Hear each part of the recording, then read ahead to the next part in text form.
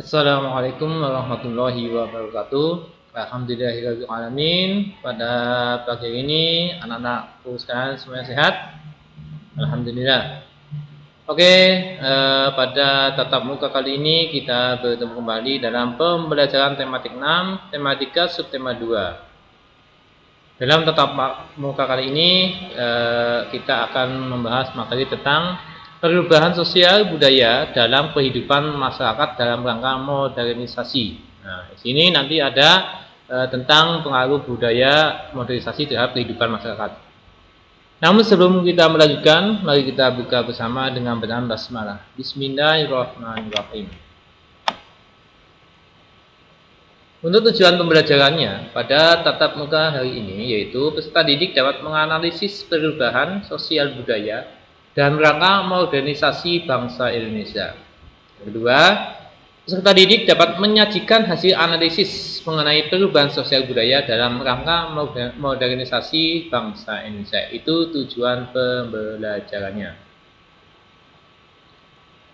Oke, membahas atau bicara tentang modernisasi dalam kehidupan. Di sini kalian sudah mengalami ya, kemajuan zaman, kemajuan modernisasi, yaitu dengan adanya komputer. Ini di sini di sekolah-sekolah, mungkin di rumah-rumah masing juga punya komputer, ya. Kemudian televisi di sini, ya. Ini sekelompok keluarga satu keluarga sedang melihat televisi. Ini perlu ada bimbingan dalam menonton televisi, hendaknya didampingi oleh orang tua. Ini di sekolahan, mungkin di laboratorium komputer atau di tempat teknis komputer. Ini, kemudian, nah ini sangat disayangkan jika seorang anak setiap hari hanya pegang HP dan sebagainya, tidak ingat waktu, tidak ingat sholat dan sebagainya. Ini merupakan salah satu pengaruh modernisasi dalam kehidupan di zaman-zaman modern ini. Nah, sekarang kita masuk pada salah satu modernisasi dengan adanya televisi, yaitu sejarah televisi, di mana sudah pernah dibahas bahwa televisi merupakan salah satu kebutuhan penting bagi manusia di era modernisasi ini, di era globalisasi ini, yaitu diantaranya sebagai media informasi dan hiburan. Namun, meskipun hal ini sangat penting bagi manusia, perlu adanya sikap terhadap alat-alat yang semakin maju di era globalisasi ini. Bagaimana sikapnya? Nanti kita bahas di materi di belakang. Adapun televisi ditemukan pertama kali oleh John Logie Bates, yaitu pada tahun 1928. Ya. Beliau lahir di Skotlandia 13 Agustus 1888. Ya, televisi ditemukan televisinya masih berbentuk belum seperti pada saat ini, ya, oleh John Logie Bates tahun 1928. Beliau lahir di Skotlandia tanggal 13 Agustus 1888. Dengan adanya televisi, ya, di sini juga sangat berpengaruh bagi kehidupan, khususnya kehidupan manusia. Ya. Apa saja pengaruh televisi terhadap tayangannya, terhadap manusia, terhadap kehidupan manusia, terhadap masyarakat, terhadap anak-anak. Nah, ini. Di sini adanya televisi, ada kemajuan teknologi berupa televisi itu, ada pengaruh dalam sisi positif dan ada pengaruh negatifnya. Adapun pengaruh positifnya yaitu sebagai penghibur pemirsa, sebagai hiburan bagi para pemirsa, bagi kita semuanya hiburan. Ya. Kemudian sebagai media informasi yang teraktual. Nah, di sini kita bisa mengetahui informasi terkini langsung, ya. Dan pengetahuan dan pendidikan. Informasi teraktual, informasi paling kini di mana saat itu terjadi di jauh jangkauannya kita bisa melihat di rumah secara langsung. Ini aktual, ya, masih hangat, ya. Terus informasi pengetahuan dan pendidikan juga ini sisi positifnya, pengaruh positifnya. Yang tiga, sebagai alat pemasaran dan pengiklanan produk. Nah, seperti kalian lihat di televisi, jeda-jeda antara suatu hiburan ada iklan, ya, di situ iklan sabun dan sebagainya. Kemudian sebagai media informasi peluang usaha. Nah, ini juga untuk bisa membantu untuk menjadikan sebagai peluang usaha. Kemudian sebagai sumber belajar. Nah, kita atau kalian bisa mengambil pendidikan, ilmu-ilmu atau materi-materi pelajaran dari televisi juga. Nah, di sini pengaruh positifnya bagi kehidupan kita. Selain pengaruh positif, ya, televisi juga bisa mempengaruhi dengan kenegatifannya, yaitu diantaranya apabila kita tidak bisa menyikapinya, maka dengan adanya tayangan televisi bisa merusak moral dan budaya masyarakat ini. Tontonan-tontonan yang ada di televisi itu terkadang bisa merubah atau merusak watak atau moral manusianya kalau tidak bisa memilih mana yang baik dan mana yang tidak baik. Menyita banyak waktu yang berharga, ya, ini yang sering terjadi, ya. Karena saking asiknya melihat acara televisi, baik itu hiburan, sinetron, film atau yang lainnya, waktu-waktu yang seharusnya digunakan untuk bekerja, untuk beribadah, untuk belajar, sehingga termakan untuk nonton TV saja, menyita banyak waktu yang berharga. Maka dari itu, anak-anak sekalian setidaknya bisa membagi waktu kapan saatnya melihat TV, nonton TV, kapan saatnya mengaji, kapan saatnya belajar, kapan saatnya membantu orang tua, dan kapan saatnya istirahat dan sebagainya. Yang penting bisa membagi waktu sehingga tidak tersita waktunya untuk nonton TV terus. Apalagi musim-musim pandemi seperti ini, ya, sangat berpengaruh banget, ya. Kemudian merusak perkembangan otak manusia. Nah, ini sini.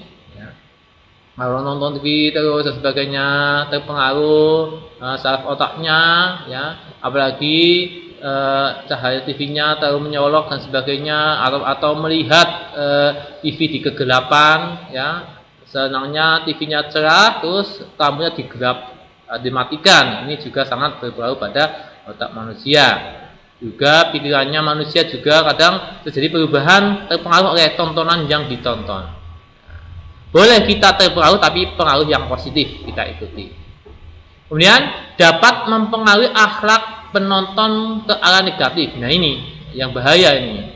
Terkadang, ya, kita menonton tidak didampingi orang tua. Ya, kita menonton semaunya kita, sehingga di situ ada tontonan-tontonan yang mengandung unsur negatif yang dianggap bahwa itu adalah sebagai unsur biasa saja.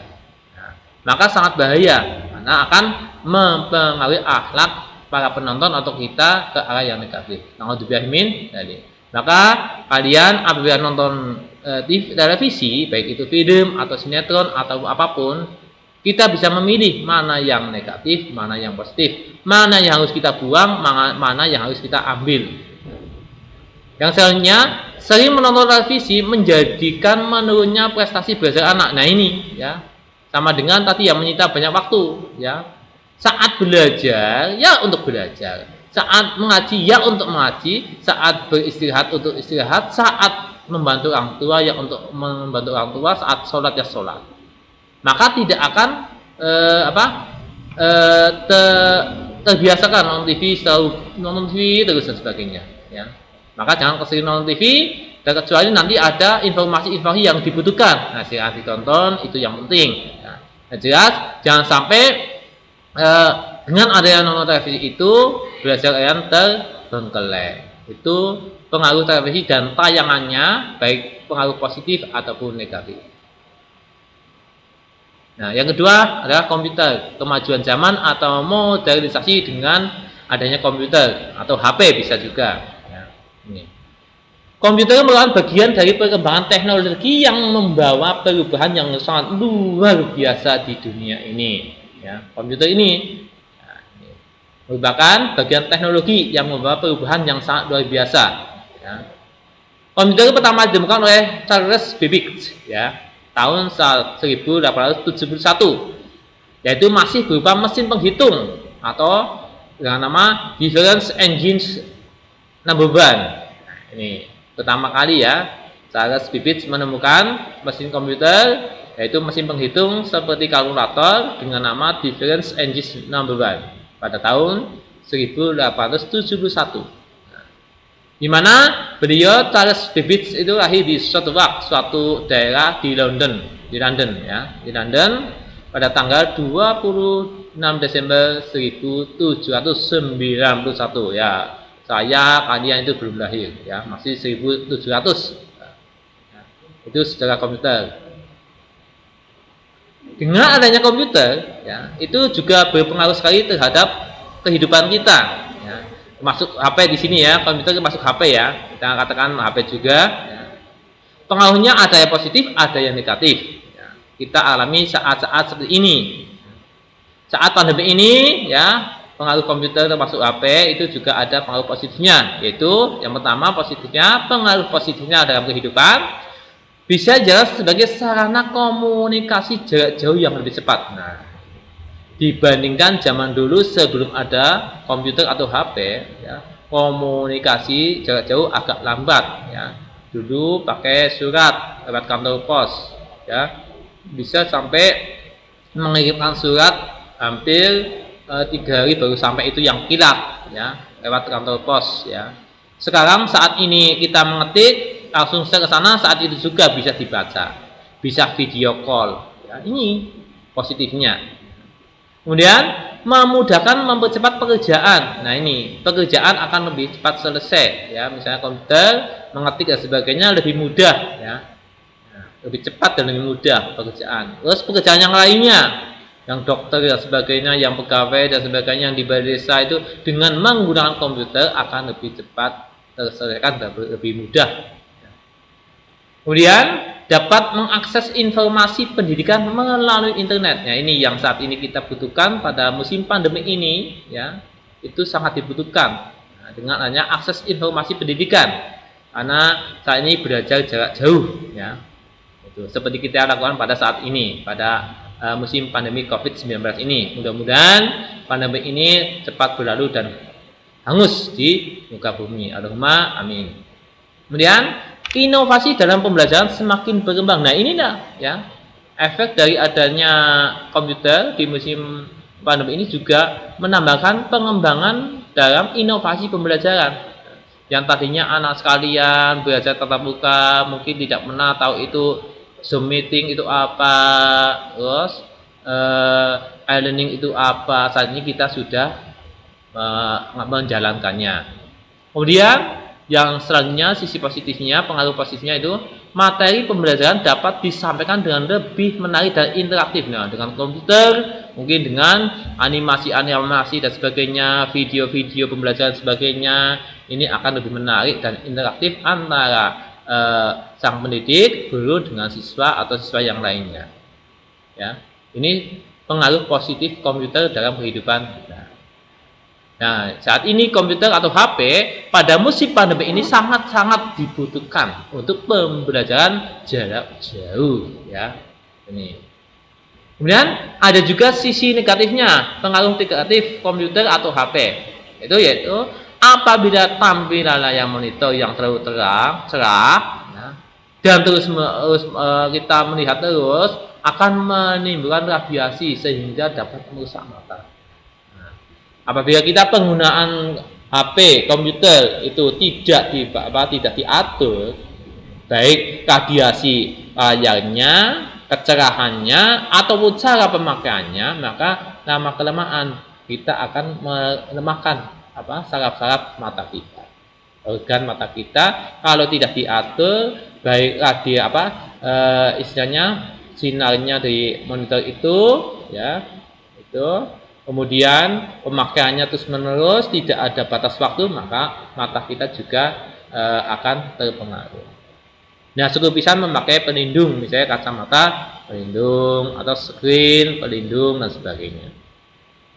Yang kedua, pengaruh negatifnya dapat dijadikan tempat untuk memperoleh gambar-gambar atau video yang tidak senonoh. Nah, ini terkadang kita berniat membuka suatu informasi yang positif, tapi kadang muncul gambar atau video yang seharusnya tidak boleh dilihat oleh kita.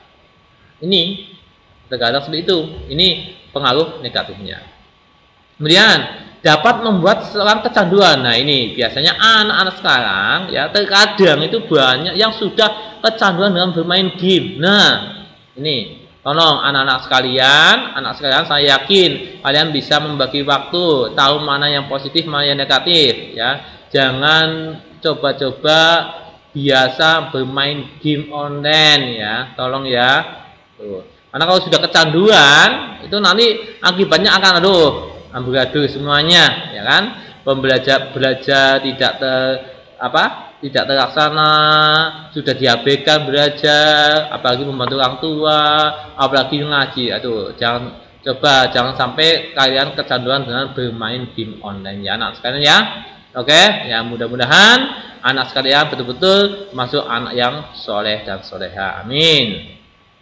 Yang selanjutnya pengaruh negatif dari komputer dapat disalahgunakan untuk usaha penipuan dan pemalsuan serta pemerasan. Di sini ya. Terkadang di HP ada informasi ya, maaf anak Anda dalam keadaan kecelakaan di jalan ini, tolong kirim uang sebesar ini. Bapak tolong kirimi pulsa. Padahal itu tidak.